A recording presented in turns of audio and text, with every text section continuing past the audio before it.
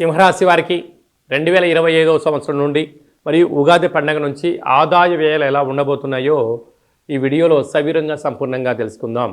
సింహరాశిలో ఏ ఏ నక్షత్రాలు వస్తాయనగా మఖా నక్షత్రంలోని 4 పాదాలు, ఉబ్బా నక్షత్రంలోని 4 పాదాలు, ఉత్తరా నక్షత్రంలోని 1 పాదం కలిపితే సింహరాశి.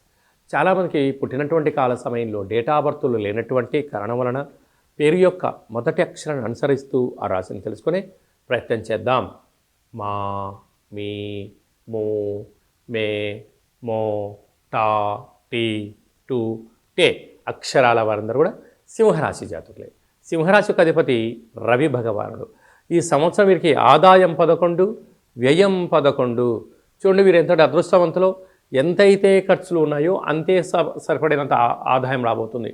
ఆదాయానికి తగ్గట్టుగా ప్రణాళికలు రచించుకోగలిగితే వీరికన్నా అదృష్టవంతులు ఎవరు లేరు అని చెప్పి కూడా గమనించాలి. ఎందుకనగా ఈ రాశాధిపతి రవి ఈ ఉగాది పండుగ నుంచి రాజులు రవి అవ్వడం వలన ఆరోగ్యము,